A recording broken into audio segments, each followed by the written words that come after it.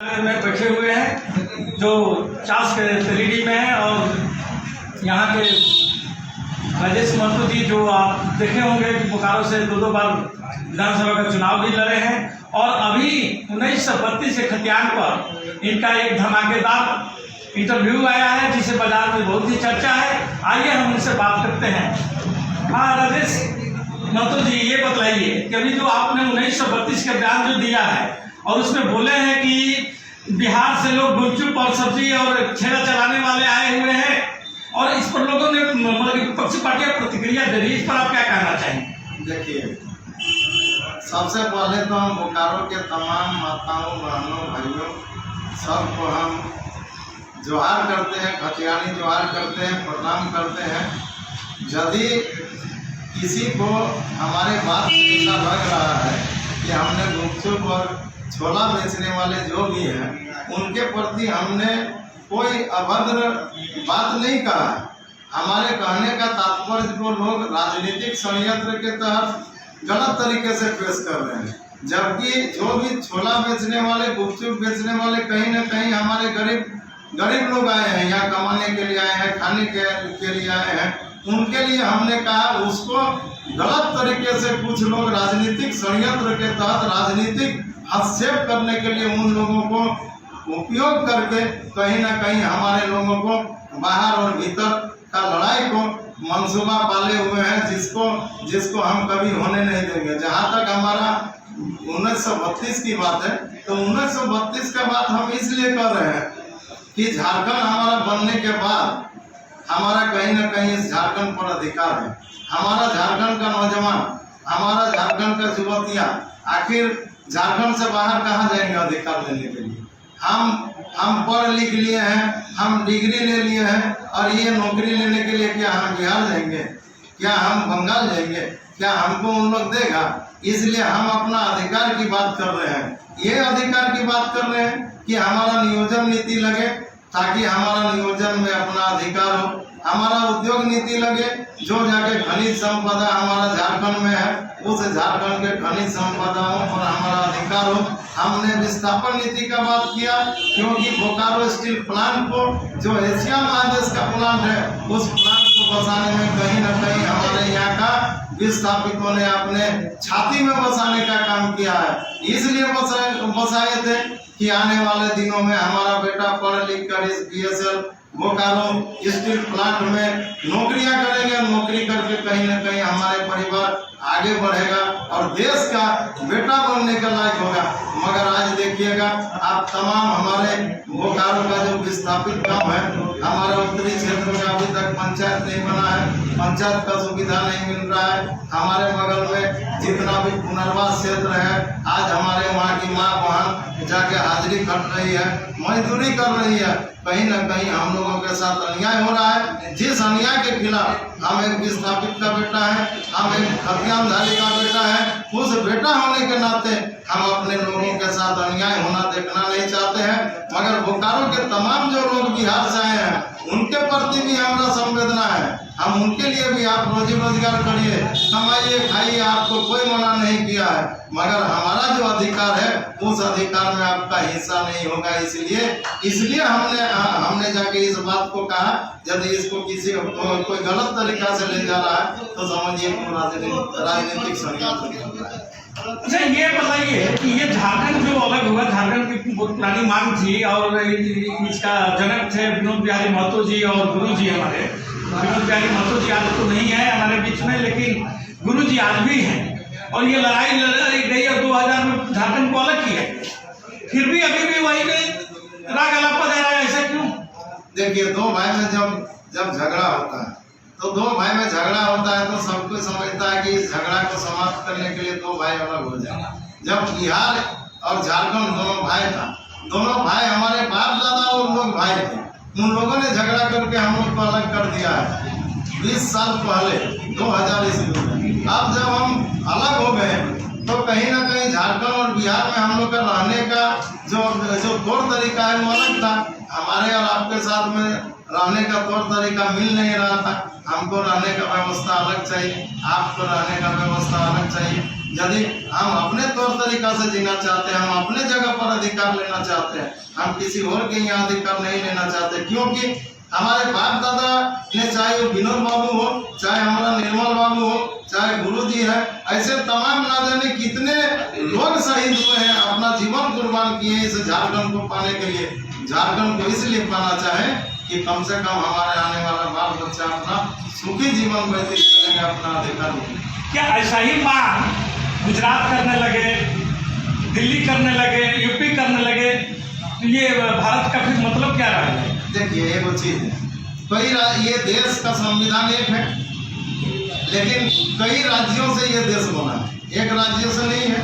तो सब राज्य का अपना अलग अलग तौर तरीका है, अलग अलग रहने का व्यवस्था है, और सभी राज्यों में कहीं ना कहीं अपना अपने लोगों का, अपने जो वहाँ का स्थानीय लोग हैं उनके लिए अधिकार है। चाहे बिहार में जाइए तो हमारा झारखंड का लोगों को अधिकार नहीं मिला है, हमारा गुजरात में चले जाइए हमारा झारखंडी लोग रहता है, वहाँ अधिकार नहीं मिला है। बॉम्बे में मजदूरी करने के लिए हजारों हजार लोग गए हैं, वहाँ अधिकार नहीं मिल रहा है। बगल में चले जाइए बंगाल में, तो हमको लग रहा है हजारों हजार कोलकाता से लेकर तमाम जगह पर रोजी रोजगार कर रहे हैं, तो क्या हमको वहाँ अधिकार देगा?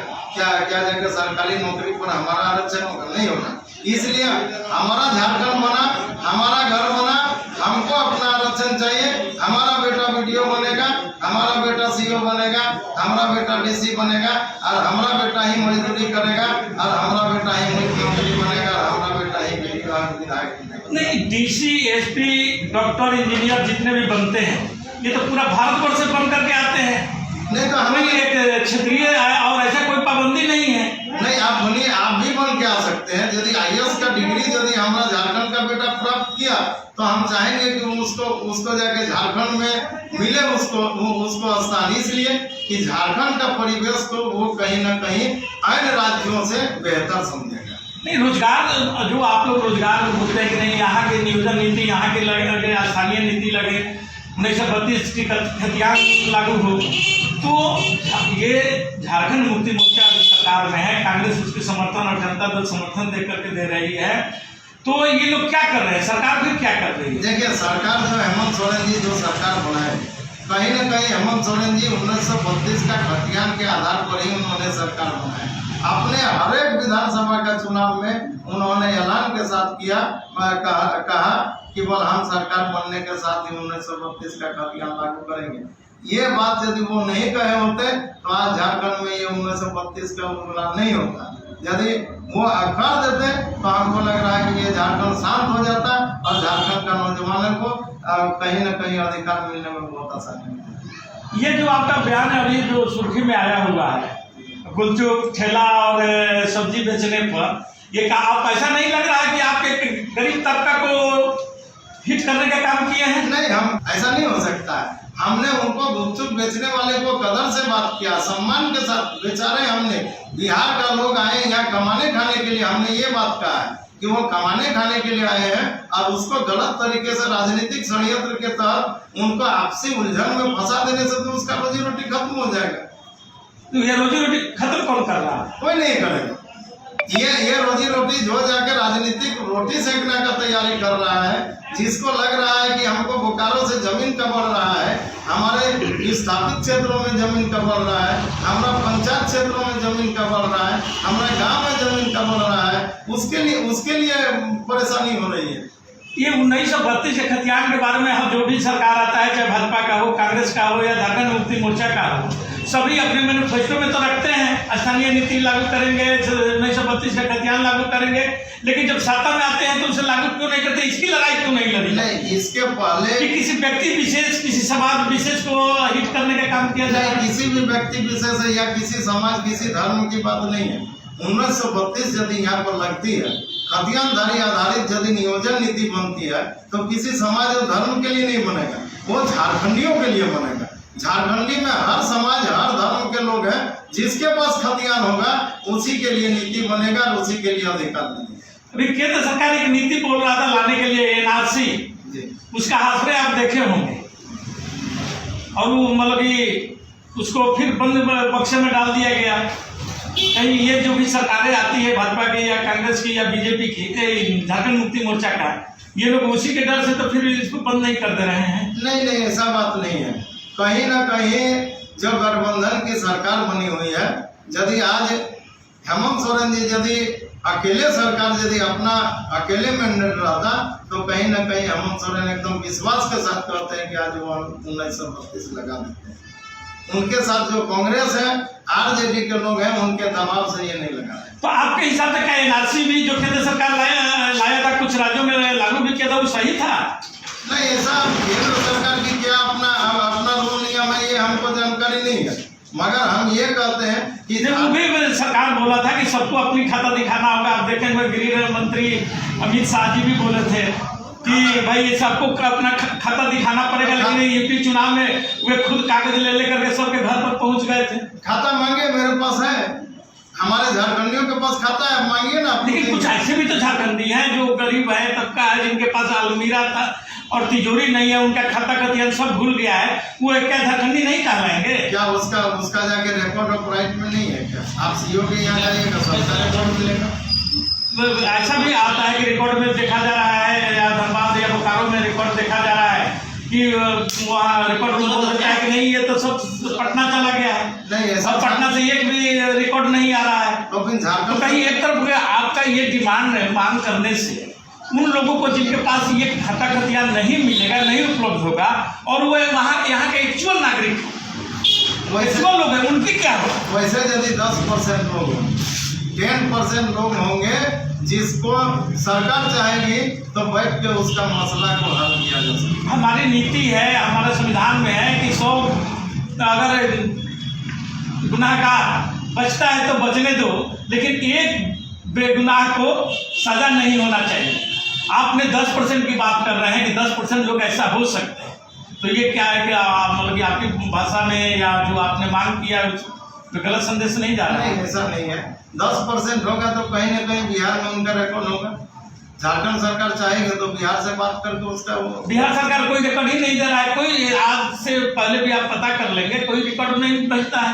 रिकॉर्ड मिलेगा, नहीं मिल रहा है। जैसे हमारे पूर्वज 50 साल पहले, तो 50 साल जो हमारे दादाजी थे तो उसी का ही बना हुआ है। ये जो परिवार जो बढ़ा है तो कहीं ना कहीं उस परिवार से हम लोग बढ़े हैं। तो एनआरसी का लोग इसीलिए विरोध किया कि आज से 50 साल पहले, 100 साल पहले यदि मान लीजिए कि हमारा कागज पत्र कहीं दह गया है, बारिश में भीग गया है या कहीं जल गया है, और वे अपना कागज कहाँ से दिखाएंगे? तो क्या वो भारत के नागरिक नहीं होंगे, नहीं कहलाएंगे? आपने जो मांग कर रहा है 1932 के खतियान लागू किया जाए, 1932 के खतियानों में बहुत सी लोग हैं ऐसा जिनकी खाता पत्र नहीं मिल रहा है और वे सही में एक्चुअल झारखंड के हैं निवासी। पहले सरकार समिति तो बनाए, कमेटी बना के जितने लोगों का नहीं मिलेगा उसका जगह पूर्वजों का रिकॉर्ड को देखा जाएगा। हो सकता है कि सरकार यही सब मजबूरियों को देख करके नहीं लागू करना चाह रही है, क्योंकि जब तक सरकार मतलब जो भी पार्टी सत्ता में नहीं रहता तब तक ये बात तो उठाता है, लेकिन जैसे ही वो सत्ता में जाता है इस बात को बक्से में बंद कर देता है। ठीक है, यदि ये बात कहा के सत्ता में आए हैं तो उनको सत्ता से हटने के लिए भी तैयार रहे। आने वाले दिन में सत्ता का तख्ता पलट हो जाएगा झारखंड में, कोई भी पार्टी का सरकार नहीं बनेगी। केजरीवाल जी का सरकार देख लीजिए किस तरह भाजपा कांग्रेस सबको खदेड़ के भगा दिया, बगल में ममता बनर्जी को देखिए खदेड़ के भगा दिया। उसी तरह झारखंड में होगा, यदि झारखंड का अहित में काम करेगा, झारखंड के नौजवानों के भविष्य के साथ खिलवाड़ करेगा तो कोई पार्टी को बख्शा नहीं जाएगा। ये झारखंड की नौजवान तैयार हो गया है। झारखंड का हर माँ बहन चूल्हा तक ये लड़ाई चल गया है, आवाज चल गया है, जिस आवाज को कोई भी रोक नहीं सकता। कोई पार्टी का ताकत नहीं है जो झारखंड अपना अधिकार लेने से ये उसको रोक सके। धन्यवाद।